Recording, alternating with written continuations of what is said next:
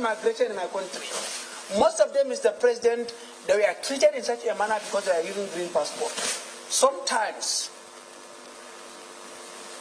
when young people tweet what they tweet and they express their frustration on social media, I want you to know that we are doing this out of the love that we have for this country. Not that we hate this country. We have nowhere to go. This is our country.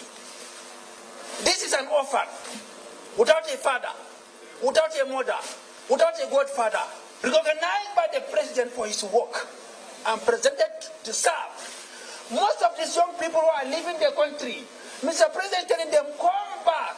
Don't be insulted us from America. Don't be insulted us from England. Come back, Nigeria, let's build this country together.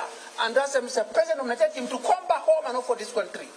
We commend Mr. President for the love that he has for youth, for women, and his vision for a new Nigeria. Colleagues, I beg you as a young person, when you see us sometimes express passion, support us as your sons, as your daughters. Don't use our aid against us. Use our aid to see that we help this country. I beg colleagues, this boy is very intelligent. Take a bow and go, please. Honestly, Senator Abu, you know, you will agree with me that this Senate has been very kind to you. In spite of all the noise you make in the Senate, we tolerate you because we recognize the youthfulness in you. I'm very proud of your speech today. The two Senator Solomon Adiola or Lami Lekon, this is your citizen. Say something and let him come forward and take leave of the Senate. Thank you, Mr. President. Very distinguished colleague. Let me start by thanking Mr. President for identifying yet another talented Nigerian. Mr. President, let me commend the nominee for one thing.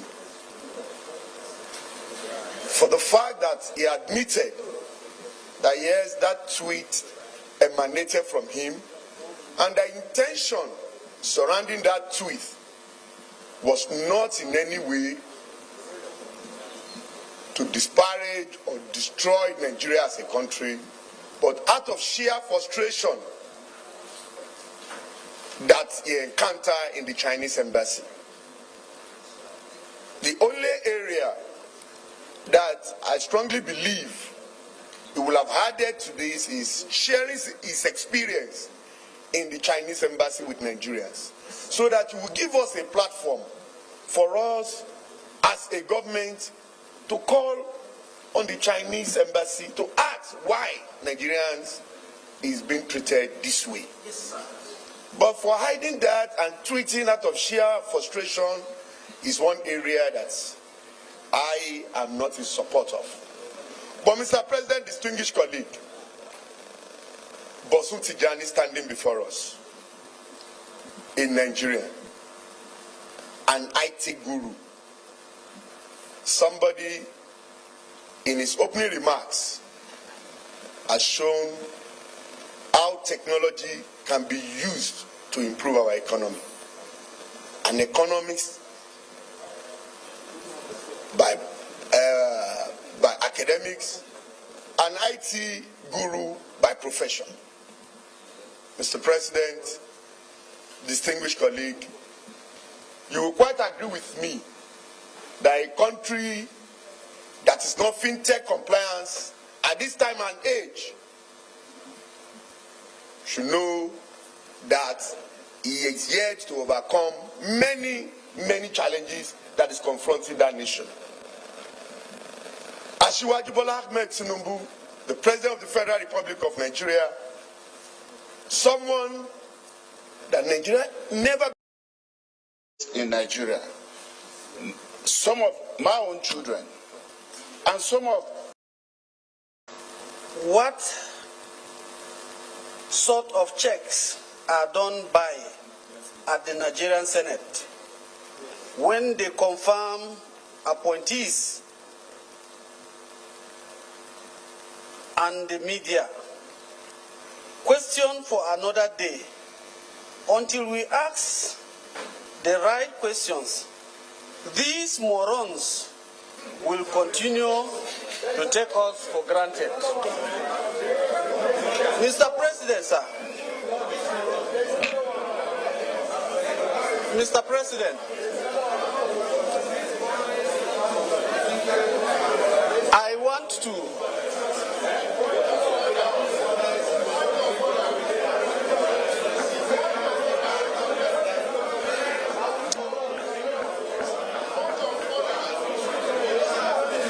Mr. President,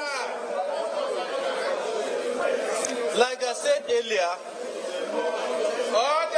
this is a young man who is well read. I want to ask, having come from my alma mater, I'm also from the University of Jos, and I've taught there in University of Jos for 15 years.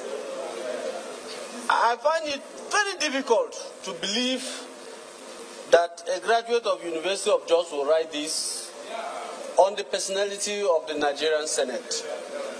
I want to ask, sir, are you the author of this tweet or not? Thank you.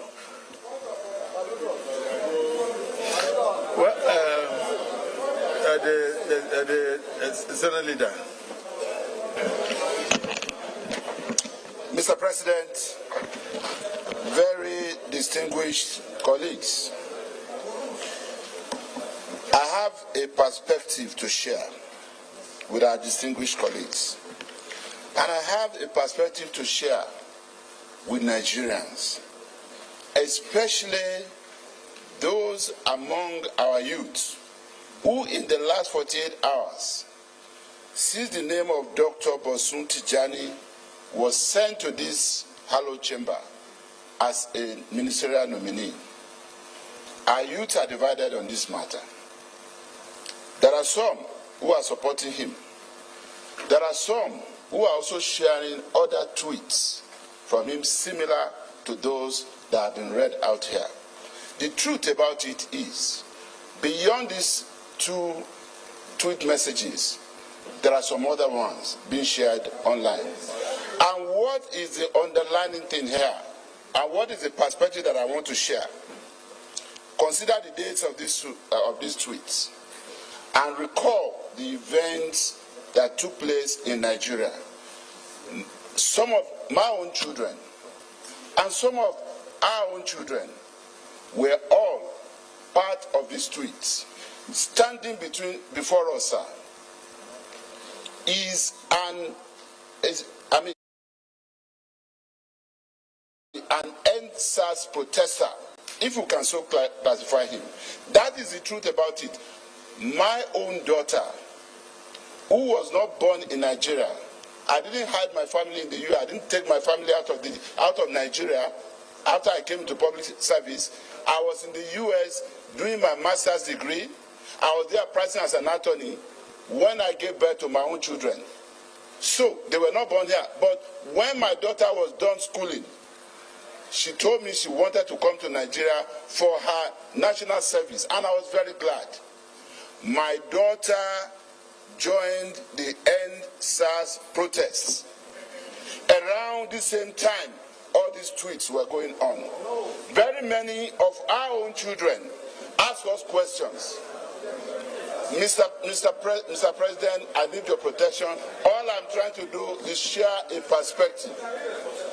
The same president, these are the issues for me. Number one, an NSAS protester who believed he was a spokesperson for his own generation, today has come to see the need to join hands with us to build this nation and bring all those ideas around which they organized protests on board to further build Nigeria and rebrand Nigeria. That's number one. More importantly, number two, the same President Bola Ahmed Tinubu, a citizen as he then was, not in any official position, who was accused or alleged as having taken soldiers to toll gate plaza in Lagos to shoot NSA protesters is the one who today, by the grace of God, as President and Commander-in-Chief of Nigeria, has sent Dr.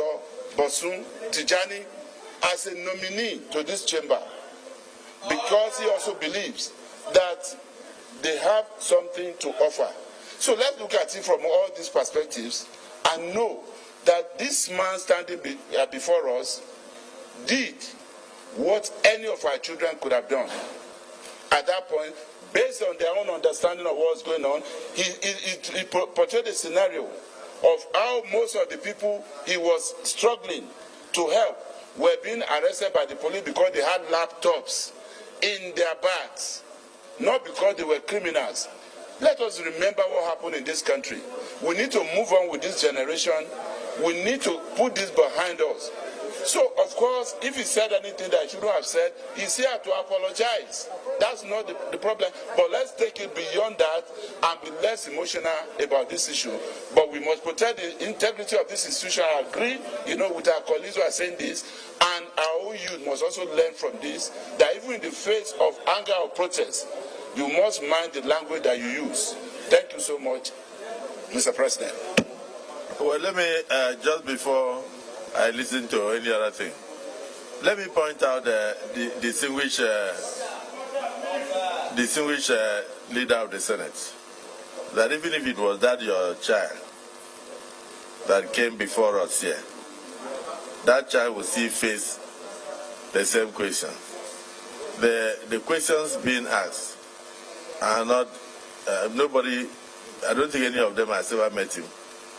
I don't think any person here has any objection to his nomination. And I don't think anybody here is against him. We are rather appreciative of Mr. President's choice. However, sometimes the past has a way of following us.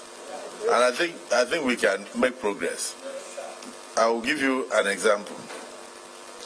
The National Digital Economy Policy and Strategy 2020 to 2023 that involves ICT parks, entrepreneurship, innovators, youth empowerment, which will break it down to solid infrastructure, soft infrastructure, service infrastructure. All these policies, he was part of those who developed these policies that he believes can empower young people. When Mr. President was coming on board at Eagle Square, I said that I learned a lot from him when he was governor. I turned boys into men as a governor in my state, and that he will come, if he won the election to be president in Nigeria, that he will turn a lot of Nigerian boys into men. I think this is one of such. Now, if we sit here for the next 5 minutes, somebody will bring out another very derogatory tweet from him, whether it was done in the heat of anger, or whether it was in collaboration with your child, I wouldn't know. But the major thing there is that he has a very good opportunity on live television to tender apologies to his elders for his youthful exuberance and his mistakes, that we move on. Dr. Tijani, Dr. Bosun Tijani, this last tweet and many others that will come, like the one you called your elders. Look at somebody like Senator Gomer. I'm sure he was in the Senate there when you said that he was a moron. So, do you still believe that senators are morons, or do you have an apology to make? If you can tender an apology, we can move on. And then if you also believe now in your Nigeria, we can still move on.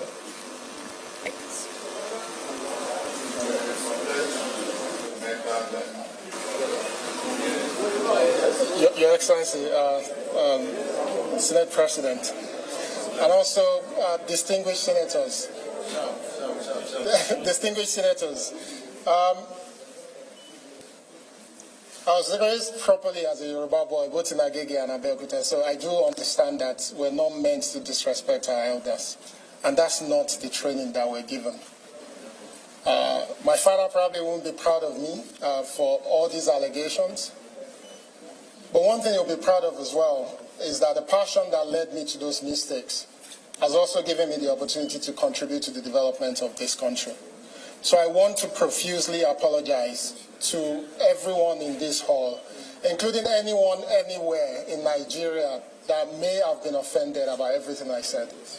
I ask that you please, in the process of accepting my apology, that you look at the undertone of everything I've said. I didn't say it to spite. I said it out of frustration and love. So please accept my sincere apologies, please.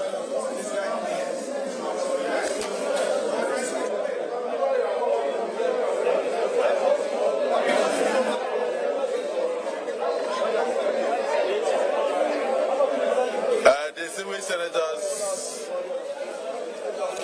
distinguished colleagues, we have before us a young Nigerian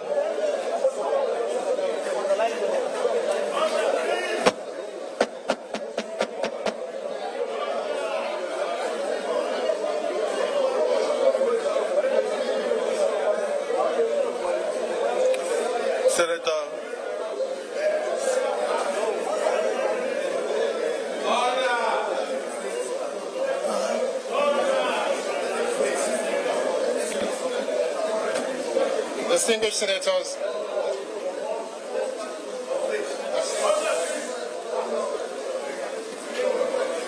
Distinguished senators, please again accept my apology if I went too far in explaining. I'm absolutely sorry for everything I've said. I'm sorry. Distinguished senators, we are all fathers, except for Senator Jimmy Kuta, who is not yet married. We are all fathers, and our children do err. We cannot throw the baby with the bathwater away. We recognize his intellect. We recognize his contribution. We thank Mr. President for being a forgiving father, despite all these tweets. And I think on behalf of the Senate, I want to accept your apology and keep up the good work of creating opportunities for young people to grow, so that they will not have the kind of anger that led you to make all those tweets. Your apologies are accepted. Congratulations on your nomination. You may now step forward, take a bow, and leave.